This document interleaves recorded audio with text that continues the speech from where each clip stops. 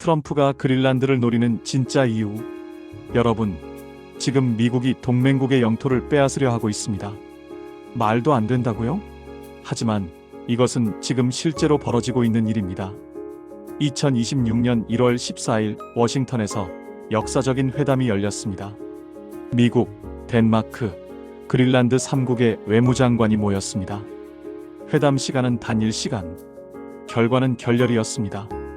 그리고 바로 그날 덴마크는 NATO 동맹국들과 함께 그린란드에 병력을 급파했습니다. 프랑스, 독일, 스웨덴, 노르웨이, 유럽의 주요 국가들이 모두 움직였습니다. 무슨 일이 벌어지고 있는 걸까요? 잠깐 퀴즈 하나 드리겠습니다. 그린란드, 이 이름 들어보셨죠? 그런데 이 섬이 얼마나 큰지 아십니까? 제주도의 10배, 한반도의 2배, 한반도의 10배. 몇 번이라고 생각하시나요? 정답은 번입니다. 무려 한반도의 10배 크기입니다. 그런데 인구는 겨우 5만 7천 명. 서울 강남구 인구의 10분의 1도 안 됩니다. 이렇게 큰 땅의 사람은 거의 없는데 왜 미국과 유럽이 여기서 군사훈련까지 하며 대치하고 있을까요? 오늘 이 방송 20분만 집중해 주십시오. 뉴스에서 단편적으로만 들으셨던 그린란드 사태의 전체 그림을 완벽하게 이해하실 수 있습니다. 이 부분에서 여러분은 세 가지를 알게 됩니다. 그린란드가 왜 그린 초록란드인지, 누구 땅인지, 왜 갑자기 주목받는지 먼저 기본부터 알아보겠습니다. 그린란드는 현재 덴마크의 자치령입니다. 쉽게 말하면 덴마크 소속이지만 높은 자치권을 가진 지역이라는 뜻입니다. 수도 이름은 누크입니다. 인구는 1만 9천 명 정도입니다. 우리나라 작은 읍면 수준입니다. 그린란드 전체 면적은 216만 제곱킬로미터, 한반도의 약 10배입니다. 그런데 이 거대한 섬의 80%가 얼음으로 덮여 있습니다. 여기서 재미있는 사실 하나. 그린란드라는 이름, 초록빛 땅이라는 뜻인데요. 실제로는 온통 하얗습니다. 왜 이런 이름이 붙었을까요? 10세기경 바이킹이 이곳을 발견했을 때 사람들을 유인하기 위해 일부러 좋은 이름을 붙였다는 설이 있습니다. 일종의 고대 마케팅인 셈이죠. 그린란드의 정치 구조는 독특합니다. 2009년부터 외교와 국방을 제외한 거의 모든 권한을 자치정부가 행사합니다. 그린란드 의회가 있고 총리도 있습니다. 현재 총리는 옌스 마이너스 프레데리크 닐센입니다. 하지만 국방과 외교는 덴마크가 담당합니다. 그래서 지금 그린란드 문제를 놓고 미국과 협상하는 것은 덴마크 정부입니다. 그린란드의 가장 큰 문제는 경제입니다. 정부 예산의 절반 이상을 덴마크 보조금에 의존합니다. 주민 1인당 연간 약 1천만 원의 보조금을 받습니다. 주요 산업은 어업입니다. 새우와 대구를 잡아 수출하는 것이 경제의 핵심입니다. 관광업도 있지만 워낙 접근이 어려워 크게 발전하지 못했습니다. 그린란드 사람들은 오랫동안 독립을 꿈꿔왔습니다. 2009년 자치정부법이 제정되면서 그린란드는 원하면 주민투표를 통해 독립할 수 있는 법적 권리를 얻었습니다. 하지만 문제는 돈입니다. 독립하면 덴마크 보조금이 끊깁니다. 그러면 어떻게 살아갈까요? 바로 여기서 그린란드의 숨겨진 가치가 등장합니다. 그린란드 얼음 아래에는 어마어마한 보물이 숨어 있습니다. 그 보물이 무엇인지 다음 파트에서 공개하겠습니다. 그린란드 얼음 아래에 숨겨진 것들을 공개합니다. 첫째, 히토류 3,610만 톤. 히토류가 뭐냐고요? 스마트폰, 전기차, 풍력발전, 군사무기, 현대 문명의 핵심 소재입니다. 요즘 히토류가 기사에 많이 나오고 있죠. 우리나라도 보렘의 전투기 관련 납기 연기 등등.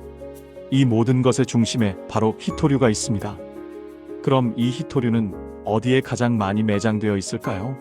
세계 히토류 매장량 순위는 1위 중국 4,400만 톤, 2위 그린란드 3,610만 톤, 3위 베트남 2,200만 톤. 그린란드가 세계 2위입니다. 현재 전 세계 히토류의 80%를 중국이 통제하고 있습니다. 미국은 중국의 대부분을 의존합니다. 2025년 미- 중 무역 전쟁이 격화되자 중국은 즉시 히토류 수출 통제 카드를 꺼내들었습니다. 미국은 협상 테이블로 돌아올 수밖에 없었습니다. 트럼프 대통령이 그린란드를 원하는 첫 번째 이유가 바로 이것입니다. 둘째, 석유와 천연가스. 미국 지질조사국 추산에 따르면 그린란드 북부 해역에는 최대 500억 배럴 이상의 석유가 매장되어 있을 가능성이 있습니다. 500억 배럴이 얼마나 큰 규모인가요? 미국의 하루 평균 석유 소비량이 약 2천만 배럴입니다. 500억 배럴이면 미국이 약 7년간 쓸 수 있는 양입니다. 셋째, 각종 전략 광물. 미국이 국가 안보에 필수적이라고 규정한 50가지 전략 광물 중 무려 39가지를 그린란드에서 채굴할 수 있습니다. 그중 중요 광물은 다음과 같습니다.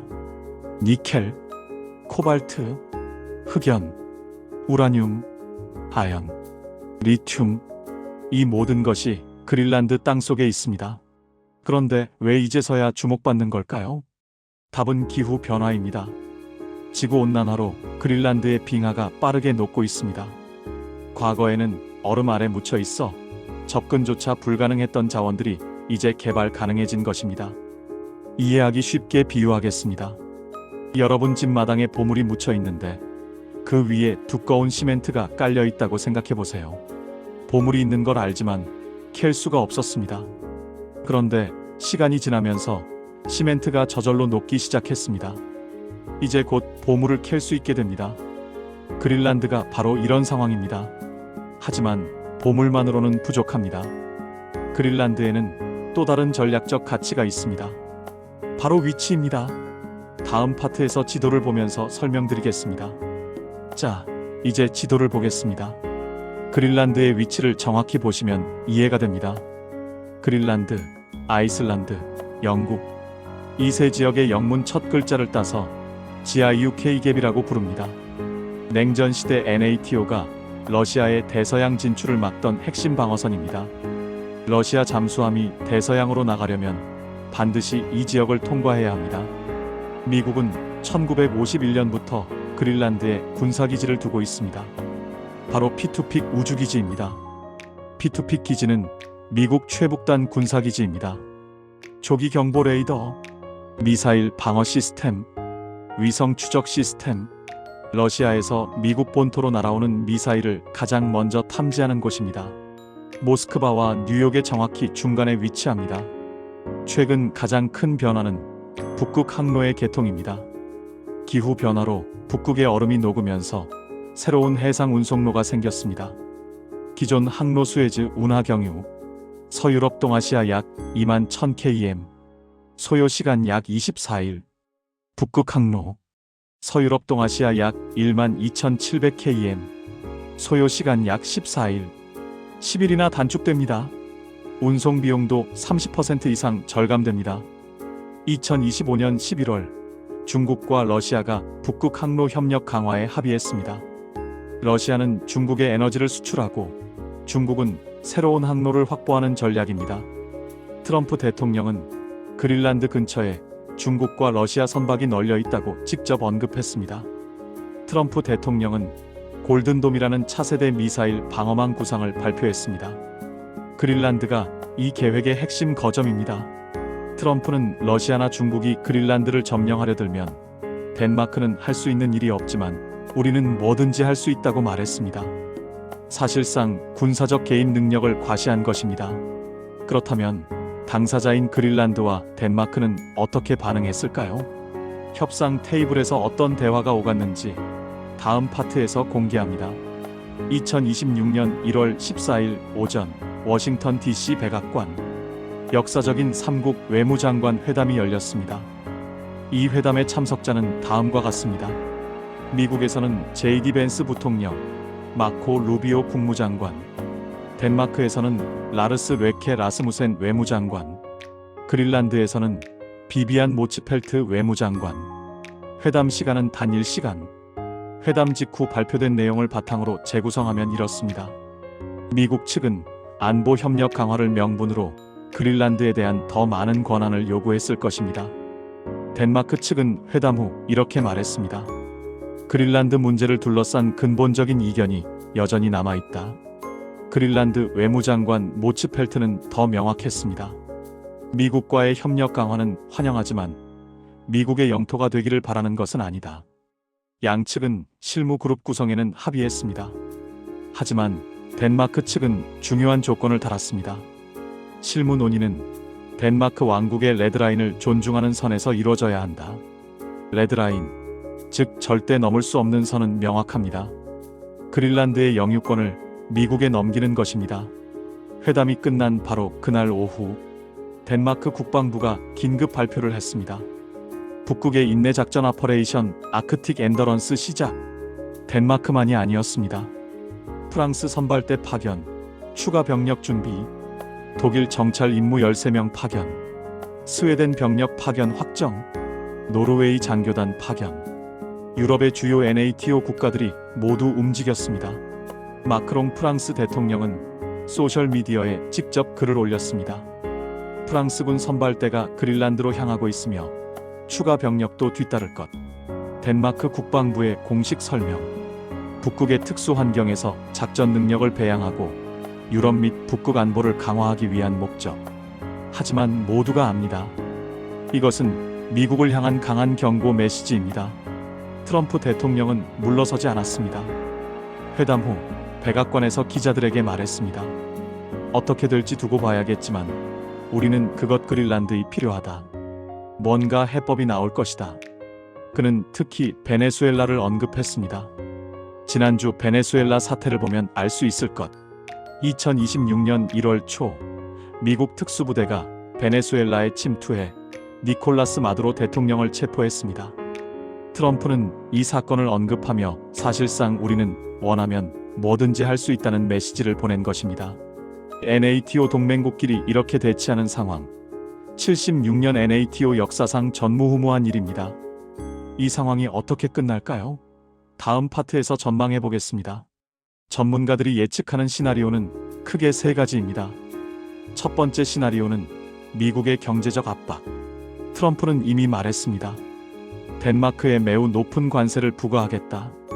덴마크는 미국과의 무역에 크게 의존합니다. 경제적 압박이 시작되면 견디기 어렵습니다. 하지만 문제가 있습니다. 덴마크는 EU 회원국입니다. 미국이 덴마크에 관세를 부과하면 EU 전체와의 무역 전쟁으로 번질 수 있습니다. 두 번째 시나리오는 그린란드의 선택. 그린란드가 스스로 선택하는 것입니다. 덴마크로부터 독립 후 미국과 자유연합 체결 또는 미국 영토로 편입. 이렇게 되면 미국은 군사력을 사용하지 않고도 목표를 달성합니다. 하지만 가능성은 높지 않습니다. 옌스 마이너스 프레데리크 닐센 총리는 2026년 1월 13일 명확히 말했습니다. 만약 미국과 덴마크 중 하나를 선택해야 한다면 우리는 덴마크를 택할 것이다. 그린란드는 미국의 소유물이 되길 원치 않고 미국의 지배를 받길 원치 않으며 미국의 일부가 되길 원치 않는다. 그리고 세 번째 시나리오는 장기 대치. 가장 가능성이 높은 시나리오입니다. 미국은 계속 압박하고 유럽은 계속 저항하며 그린란드는 중립을 유지하는 상황입니다. 시간이 지나면서 미국의 군사적 존재감 증대, 유럽의 그린란드 투자 확대, 중국과 러시아의 개입 시도, 복잡한 국제정치 게임이 전개될 것입니다. 미국 CSIS 전략국제문제연구소는 이렇게 평가했습니다. 트럼프가 실제로 군사력을 사용할 가능성은 낮지만 NATO 동맹 자체가 흔들리는 것은 심각한 문제다. 영국 싱크탱크 채텀하우스 연구원은 말했습니다. 트럼프의 메시지가 그저 허세인지, 다른 것을 얻으려는 위협인지, 아니면 실제 하고 싶은 일인지는 아무도 모른다. 한 가지 중요한 사실을 말씀드리겠습니다. 설령 미국이 그린란드를 확보한다 해도 히토류를 실제로 채굴하기까지는 엄청난 장벽이 있습니다. 첫째, 인프라 부족. 그린란드 전체 도로 길이가 겨우 150km입니다. 서울-대전 거리보다 짧습니다. 철도는 단 1km도 없습니다. 둘째, 기술적 난관. 그린란드의 히토류는 특수한 암석 구조에 포함되어 있어 일반적인 방법으로는 채굴이 매우 어렵습니다. 셋째, 환경 규제. 그린란드 자치정부는 환경 보호를 위해 엄격한 채굴 규제를 두고 있습니다. 호주 국립대 교수는 이렇게 말했습니다. 미국이 그린란드에서 실질적인 이득을 보기까지는 준비와 투자, 인프라 구축에만도 수년이 걸릴 것. 영국 컨설턴트는 더 직설적입니다. 그린란드의 히토류 잠재력은 과도하게 부풀려져 있다. 그렇다면 이 사태가 우리에게 주는 교훈은 무엇일까요? 마지막 파트에서 정리하겠습니다. 현대 문명은 자원 위에 서 있습니다. 히토류, 리튬, 코발트 이런 광물 없이는 스마트폰도 전기차도 풍력 발전도 불가능합니다. 중국이 히토류를 무기화하는 순간 전 세계가 흔들립니다. 우리나라는 어떨까요?